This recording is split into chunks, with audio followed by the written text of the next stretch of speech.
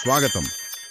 ఈరోజు మనం భారతీయ stock market గురించి కాస్త లోతుగా మాట్లాడుకుందాం.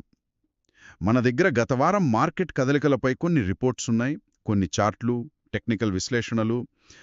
ముఖ్యంగా వచ్చే వారం ఎలా ఉండొచ్చు అంటే సెప్టెంబర్ 22 నుండి 26, 2025 వరకు దానిపై కొన్ని అంచనాలున్నాయి. మనం ఏం చేద్దామంటే ఈ సమాచారాన్నంతా ఒకసారి చూసి అసలు కథేంటి, దేనిపై మనం దృష్టి పెట్టాలనేది కొంచెం తేల్చుకుందాం. గత వారం ఏం జరిగింది, ముఖ్యమైన మార్కెట్ లెవెల్స్ ఏంటి, వచ్చే వారానికి ఎలాంటి అవకాశాలు లేదా ఏమో అడ్డంకులు ఉండొచ్చు, ఏ వార్తలు కీలకం, ఇవన్నీ సరదాగా సూటిగా తెలుసుకుందాం. ఇది మనకు సమాచారంతో ముందుకు వెళ్ళడానికి ఒక మార్గం అనుకోండి. సరే, ముందుగా గత వారం సంగతి ఏంటో చూద్దాం. సెప్టెంబర్ 19తో ముగిసిన వారం అన్నమాట. మార్కెట్లు కొంచెం మిశ్రమంగా జాగ్రత్తగా కదిలాయని చెప్పాలి. కొన్ని రోజులు బాగానే పెరిగినట్టు అనిపించింది, కానీ వారం చివరిలో కొందరు లాభాలు తీసేసుకోవడంతో కొంచెం నెమ్మదించింది. నిఫ్టీ, సెన్సెక్స్లు దాదాపుగా స్థిరంగానే ముగిశాయి. నిఫ్టీ సుమారుగా 25,300 దగ్గర, సెన్సెక్స్ ఏమో 82,000కి కొంచెం కింద ముగిశాయి. ముఖ్యంగా శుక్రవారం సెప్టెంబర్ 19న అంతకుముందు కొన్ని రోజుల లాభాలకు ఒక బ్రేక్ పడింది. అయినా నిఫ్టీ వారం మొత్తం మీద ఆ 25,101 అనే కీలక స్థాయిపైన నిలబడటం, అది కొంచెం గమనించాల్సిన విషయం. అవునండి. మార్కెట్ అలా మిశ్రమంగా ముగియడానికి కొన్ని కారణాలున్నాయి. అవి కాస్త ఆసక్తికరంగా కూడా ఉన్నాయి. ఒకవైపు చూస్తే మన ఆర్థిక వ్యవస్థ గణాంకాలు బాగున్నాయి. ఉదాహరణకు ఆగస్టు సిపిఐ ద్రవ్యోల్బణం తీసుకోండి, దాదాపు 2.07%. ఓహ్, 2.07%? అవును. ఇది జులై కన్నా కొంచెం ఎక్కువ కావచ్చు, కానీ చారిత్రకంగా చూస్తే చాలా తక్కువ స్థాయిలోనే ఉంది. అలాగే మొదటి త్రైమాసికం అంటే Q1 FY26 జీడీపీ వృద్ధి చూడండి, అది దాదాపు 7.8%. ఇది చాలా బలమైన వృద్ధి కదా, ముఖ్యంగా సేవల రంగం బాగా పుంజుకుంది. నిజమే, 7.8% అంటే చాలా మంచి నంబర్. అవును. ఇది సాధారణంగా మార్కెట్లకు మంచి వాతావరణాన్ని సూచిస్తోంది. అంటే వృద్ధి బాగుంది, ద్రవ్యోల్బణం కూడా అదుపులోనే ఉంది. కానీ ఇక్కడే కొంచెం ఆలోచించాలి. ఈ మంచి వాతావరణం ఎంతవరకు నిలబడుతోంది? ముఖ్యంగా గ్లోబల్ మార్కెట్లలో కొంచెం అనిశ్చితి ఉంది కదా. అవును, గ్లోబల్గా కొంచెం అటు ఇటుగానే ఉంది. కల్ జరిపారా? అవును, క్యాష్ సెగ్మెంట్లో. మరి రెండింటి మధ్య మన మార్కెట్ కొంచెం నలుగుతుందా అని చూడాలి. ఆ ఎఫ్ఐఐల ప్రవాహాల విషయానికొస్తే మీరు చెప్పినట్టు వాళ్ళు కాస్త అటు ఇటుగా ఉన్నారు కదా వారంలో. కొన్ని రోజులు కొన్నారు, కొన్ని రోజులు అమ్మారు. కానీ నెల మొత్తం మీద చూస్తే అమ్మకాల వైపే మొగ్గు చూపారు, ముఖ్యంగా క్యాష్ మార్కెట్లో. అవును. మన దేశీయ సంస్థాగత పెట్టుబడిదారులు డిఐఐలు వాళ్లు మాత్రం కొంటూ మార్కెట్కు కొంత సపోర్ట్ ఇచ్చారు కొన్ని సెషన్స్లో. డిఐఐల సపోర్ట్ ఉంది, అది నిజమే. మరి రంగాల వారీగా చూస్తే ఎలా ఉంది? వారం మొదట్లో ఫైనాన్షియల్స్, కొన్ని సెలెక్టెడ్ మిడ్ క్యాప్స్ బాగా పెరిగాయనిపించింది. కానీ చివర్లో కమోడిటీస్, సైక్లికల్ స్టాక్స్లో ప్రాఫిట్ బుకింగ్ కనిపించింది. అంటే మార్కెట్ మొత్తం ఒకే డైరెక్షన్లో లేదు. లేదు, రంగాల మధ్య మార్పులు కనిపించాయి. ఒక రిపోర్ట్ ప్రకారం వారం మధ్యలో ర్యాలీలో చాలా స్టాక్స్ పాల్గొన్నాయట. నిఫ్టీ 50లో 42 స్టాక్స్ పెరిగాయని. అది మంచి విషయమే కదా, బ్రెడ్త్ బావున్నట్టు. అవును, బ్రెడ్త్ బాగుండటం ఎప్పుడూ మంచి సంకేతమే. ముఖ్యంగా డిఫెన్స్ రంగం చూడండి, దాదాపు +7%. ఐటీ కూడా +4.3%, మెటల్స్ +2%. ఇవి బాగా రాణించాయి. ఇంకో విషయం, market volatility index, India VIX, అది బాగా పడిపోయిందట, చారిత్రక కనిష్ట స్థాయిలకు. అవును, విఐఎక్స్ తగ్గటం ఆసక్తికరం. ఇది సాధారణంగా మార్కెట్లో భయం తగ్గిందని, కాన్ఫిడెన్స్ పెరిగిందని సూచిస్తుంది. కానీ మరీ తక్కువ విఐఎక్స్ కొన్నిసార్లు కొంచెం నిర్లక్ష్యానికి దారితీయొచ్చు అంటారు కదా. ఖచ్చితంగా. అతి తక్కువ విఐఎక్స్ అంటే మార్కెట్ కొంచెం కంప్లేసెంట్గా ఉందని కూడా అనుకోవచ్చు. దాన్ని కూడా గమనించాలి. సరే, ఈ గణాంకాలు, ప్రవాహాలు, విఐఎక్స్ ఇవన్నీ బానే ఉన్నాయి. మరి చార్టులేం చెప్తున్నాయి? సాంకేతికంగా మార్కెట్ హెల్దీగా ఉందా, లేక కొంచెం ఏమో అలసిపోయినట్టు కనిపిస్తోందా? మంచి ప్రశ్న అడిగారు. టెక్నికల్గా చూస్తే నిఫ్టీ కీలకమైన మూవింగ్ యావరేజెస్ అంటే 20, 50, 100, 200 ఈఎంఏలు వాటన్నింటిపైనే ట్రేడ్ అవుతోంది. ఓకే. ఇది సాధారణంగా మార్కెట్లో అంతర్లీనంగా బలముందని, బుల్లిష్ ట్రెండ్ ఉందని బలపరుస్తుంది. కానీ కొంచెం లోతుగా చూస్తే నిఫ్టీకి తక్షణ మద్దతు అంటే సపోర్ట్ లెవెల్ అది సుమారుగా 25,000, 25,100 జోన్లో ఉంది. 25,000 నుంచి 25,100 మధ్య. అవును, ఇది స్వల్పకాలికంగా డిమాండ్ జోన్ అన్నమాట. గతంలో కూడా మార్కెట్కు ఇది అండగా నిలిచింది. ఇక పైకి వెళ్లాలంటే అంటే రెసిస్టెన్స్ ముందుగా 25,350 25,400 మధ్య ఒక చిన్న అడ్డంకి ఉంది. దాన్ని దాటితే అసలు కీలకమైన జోన్ 25,500 25,600. ఈ స్థాయి చాలా ముఖ్యం. 25,500 25,600. ఓకే. ఈ లెవెల్ని గట్టిగా దాటి నిలబడితేనే మార్కెట్ 26,000 వైపు చూసే అవకాశముంటుంది. ఈ 26,000 అనేది చాలా మందికి ఒక సైకలాజికల్ లెవెల్ కూడా. అర్థమైంది. మరి ఇండికేటర్స్ ఆర్ఎస్ఐ ఎంఏసిడి లాంటివి ఏం చెప్తున్నాయి? ఇండికేటర్స్ విషయానికొస్తే ఆర్ఎస్ఐ అంటే రిలేటివ్ స్ట్రెంగ్త్ ఇండెక్స్ ఇది సుమారు 68 దగ్గర ఉంది. 68 అంటే ఓవర్బాట్ జోన్కి దగ్గరగా ఉన్నట్టే కదా. 70 పైన ఉంటే ఓవర్బాట్ అంటారు. అవును, సరిగ్గా చెప్పారు. 70కి దగ్గరగా ఉంది కాబట్టి మార్కెట్ కొంచెం అతిగా పెరిగిందేమో అని సూచిస్తుంది. దీనివల్ల స్వల్పకాలికంగా కొంత లాభాల స్వీకరణ రావచ్చు, లేదా మార్కెట్ కొంతకాలం అక్కడే ఆగిపోవచ్చు, అంటే కన్సాలిడేషన్ జరగవచ్చు. ఎంఏసిడి లాంటివి ఇంకా పాజిటివ్గానే ఉన్నాయి, అంటే మొమెంటం ఉందని చెప్తున్నాయి.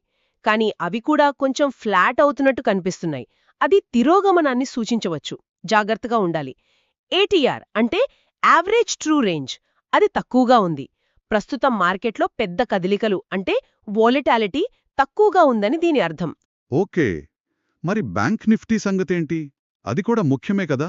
అవును, బ్యాంక్ నిఫ్టీ కూడా ఒక ముఖ్యమైన కనిష్ట స్థాయి నుంచి అంటే టైం సైకిల్ కనిష్టం 53,561 నుండి పుంజుకుంది. దానికి ప్రస్తుతం 55,000 54,800 దగ్గర మంచి సపోర్ట్ ఉంది. అక్కడ నిలదొక్కుంటే మళ్లీ 56,500 వైపు వెళ్లే అవకాశముంది. దాని ఆర్ఎస్ఐ సుమారు 47 దగ్గర అంటే న్యూట్రల్గా ఉంది. మ్యాక్డీ స్టొకాస్టిక్ లాంటివి స్వల్పకాలికంగా కొంచెం బేరిష్గా ఉన్న దీర్ఘకాలిక ట్రెండ్ ఇంకా బులిష్గానే ఉంది. అంటే టెక్నికల్గా చూస్తే మార్కెట్ ఇంకా పాజిటివ్గానే కనిపిస్తున్నా పైకి వెళ్ళడానికి కొంచెం శ్రమ పడాల్సి రావచ్చు. ముఖ్యంగా ఆ నిఫ్టీ 25,500 25,600 లెవెల్స్ దగ్గర. ఖచ్చితంగా ఆ రెసిస్టెన్స్ జోన్ కీలకం. అలాగే కేవలం నిఫ్టీ బ్యాంక్ నిఫ్టీ బాగుంటే సరిపోదు కదా. మిగతా స్టాక్స్ ఎలా పర్ఫామ్ చేస్తున్నాయనేది, అంటే మీరిందాకన్నట్టు మార్కెట్ బ్రెడ్త్, అది కూడా ముఖ్యం. చాలా ముఖ్యం. బ్రెడ్త్ బాగుంటేనే ర్యాలీకి నిజమైన బలమున్నట్టు లెక్క. లేదంటే కొన్ని పెద్ద కంపెనీలే లాగితే అది అంత ఆరోగ్యకరం కాదు. కాదు. గతవారం మధ్యలో బ్రెడ్త్ బాగుంది అన్నారు, కానీ వారాంతంలో కొంచెం తగ్గిందంటున్నారు. దీన్ని వచ్చే వారం జాగ్రత్తగా గమనిస్తూ ఉండాలి. మిడ్ క్యాప్స్ స్మాల్ క్యాప్స్ ఎలా ఆడుతున్నాయో చూడాలి. అవును. విఐఎక్స్ తక్కువగా ఉండటం కూడా సౌకర్యంగా అనిపించినా ఏదైనా అనుకోని వార్త వస్తే మార్కెట్ రియాక్షన్ ఎలా ఉంటుందో చూడాలి. తక్కువ విఐఎక్స్ వాతావరణంలో ఒక్కోసారి షాక్స్కి మార్కెట్ వల్నరబుల్గా ఉంటుంది. ఓకే. గతవారం సంగతులు టెక్నికల్స్ చూశాం. మరిప్పుడు అసలు విషయానికొద్దాం. వచ్చే వారం సెప్టెంబర్ 22 నుండి 26 వరకు మార్కెట్ కదేంటి? ఈ సంకేతాలన్నీ చూస్తుంటే మార్కెట్ ఎటువైపు మొగ్గు చూపొచ్చు?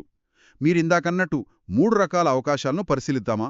అంటే bull case, base case, bear case. తప్పకుండా. ఈ 3 పరిస్థితులు ఎలా ఉండొచ్చో చూద్దాం. మొదటిది బుల్ కేస్. అంటే మార్కెట్ బాగా పైకి దూసుకుపోయే అవకాశం.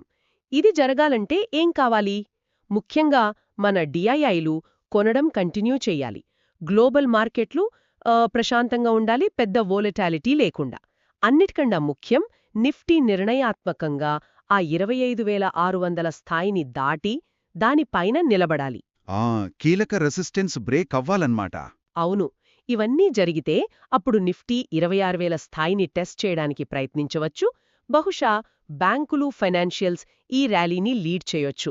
ఇంకా కంపెనీల నుండి మంచి కార్పొరేట్ ఫలితాలు లేదా గైడెన్స్ వస్తే అది దీనికి ఇంకా బలాన్నిస్తుంది. ఓకే, అది బుల్ కేస్. మరి రెండోది బేస్ కేస్. ఇదే ఎక్కువగా జరిగే అవకాశమంటున్నారా?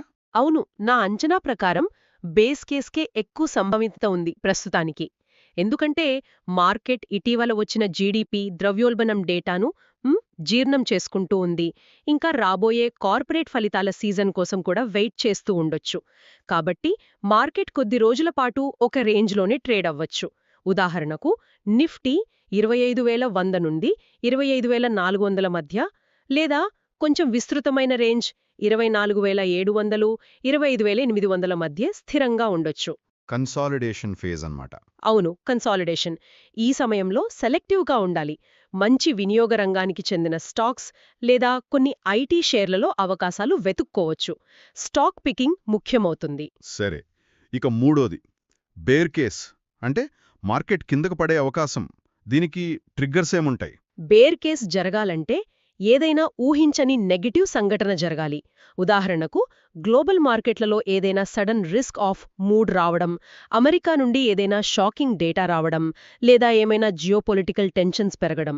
లేదా మన దగ్గరైతే కంపెనీల ఫలితాలు బాగా నిరాశపరిచినా, లేదా ఏదైనా కీలక రంగంలో అనుకోని సమస్యలు వచ్చినా ఇది జరగవచ్చు.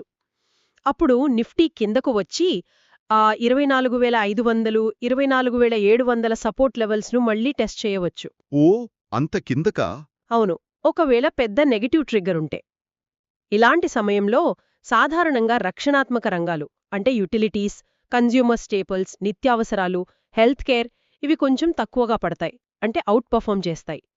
ఎఫ్ఐఐలు అమ్మకాలు పెంచినా లేదా మార్కెట్ బ్రెడ్త్ బాగా క్షీణించినా కూడా ఇది బేర్ కేస్కి సంకేతం కావచ్చు. అంటే ప్రస్తుత సెంటిమెంట్ కొంచెం జాగ్రత్తతో కూడిన ఆశావాదంలాగా ఉంది.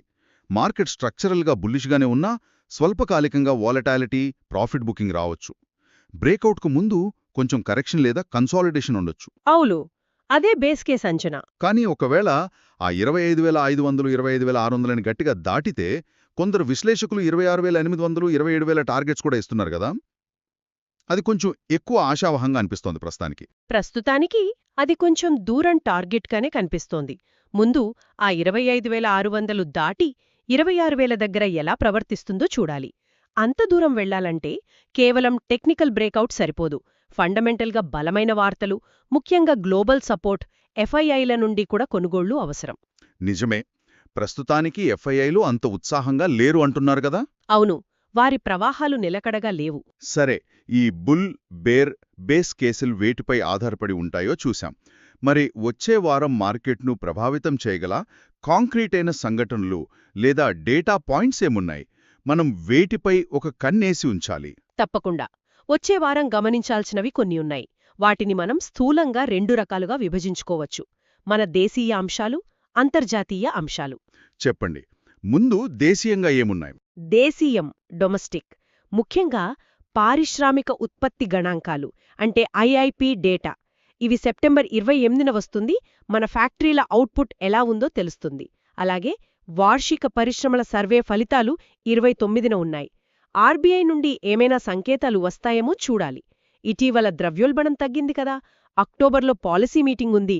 దానికి ముందు వాళ్ల ఆలోచనలు ఏమైనా బయటపడతాయేమో. అది ఆసక్తికరంగా ఉంటుంది. అవును. తర్వాత ఎఫ్ఐఐడిఐ ప్రవాహాలు. ఇవి రోజువారీగా ట్రాక్ చేయాల్సిందే. ఎఫ్ఐఐల వైఖరి ఎలా మారుతుందో చూడాలి. కొన్ని కంపెనీల వార్షిక సర్వసభ్య సమావేశాలు ఏజీఎంలు ఉండొచ్చు, లేదా కొన్ని ముందస్తు ఫలితాల అప్డేట్స్, గైడెన్స్ లాంటివి రావచ్చు. పండగ సీజన్, నవరాత్రి మొదలవుతోంది. దీనివల్ల ఆటో, రీటైల్, ఎఫ్ఎంసీజీ కంపెనీల అమ్మకాలు ఎలా ఉన్నాయో అనే దానిపై వార్తలు, అంచనాలు రావచ్చు. పండగ డిమాండ్ కీలకం. అవును. ఇక చివరగా అదానీ గ్రూప్ స్టాక్స్లో కదలికలు, వాటి మొమెంటం కూడా మార్కెట్ సెంటిమెంట్ను కొంత ప్రభావితం చేయొచ్చు. ఓకే, ఇవి దేశీయ అంశాలు. మరి అంతర్జాతీయంగా, గ్లోబల్గా ఏం చూడాలి? అంతర్జాతీయం, ఇంటర్నేషనల్, అమెరికా నుండి వచ్చే స్థూల ఆర్థిక డేటా చాలా ముఖ్యం. ముఖ్యంగా ద్రవ్యోల్బణం, పిఎంఐ గణాంకాలు. ఇవి గ్లోబల్ మార్కెట్ మూడ్ను, ఫెడ్ నిర్ణయాలను ప్రభావితం చేస్తాయి. ఫెడ్ అధికారుల వ్యాఖ్యలు, ప్రసంగాలు, వాళ్లు వడ్డీ రేట్ల గురించి, ఆర్థిక వ్యవస్థ గురించి ఏం మాట్లాడుతున్నారనేది కీలకం. చైనా ఆర్థిక వ్యవస్థ నుండి వచ్చే ముఖ్యాంశాలు, వాళ్ల వృద్ధి ఎలా ఉంది అనేది మనపైన ప్రభావం చూపుతుంది. ముడి చమురు ధరలు, ఇవి పెరిగితే మన ద్రవ్యోల్బణం, కరెంట్ అకౌంట్ డెఫిసిట్పై ప్రభావం ఉంటుంది. అవును, క్రూడ్ ఆయిల్ ఎప్పుడూ గమనించాల్సిందే. అలాగే ఏమైనా కొత్త భౌగోళిక రాజకీయ పరిణామాలు వస్తే వాటిని చూడాలి. భారత్ యుఎస్ వాణిజ్య చర్చలు, టారిఫ్ల గురించి ఏమైనా వార్తలు వస్తే అవి కూడా ముఖ్యమే. భలే, చాలా విషయాలున్నాయి ట్రాక్ చేయటానికి.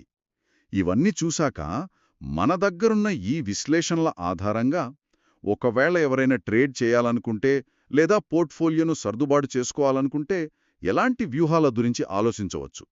క్లుప్తంగా ఏమైనా ఆలోచనలు పంచుకోగలరా? ఆహా, కొన్ని వ్యూహాత్మక ఆలోచనలు ఇలా ఉండొచ్చు. అయితే ఇవి కేవలం సమాచారం కోసమే, పెట్టుబడి సలహాలుగా భావించకూడదు. ఒకవేళ మార్కెట్ స్థిరంగా ఉంటే బేస్ కేస్లాగా, నిఫ్టీ 25,000 పైన ఉంటే మంచి నాణ్యతగల ఫైనాన్షియల్స్ లేదా వినియోగరంగ షేర్లలో ప్రాక్టికల్గా కొన్ని లాంగ్ పొజిషన్స్ తీసుకోవడం గురించి ఆలోచించవచ్చు. ముఖ్యంగా మార్కెట్ బ్రెత్ కూడా బాగుంటే.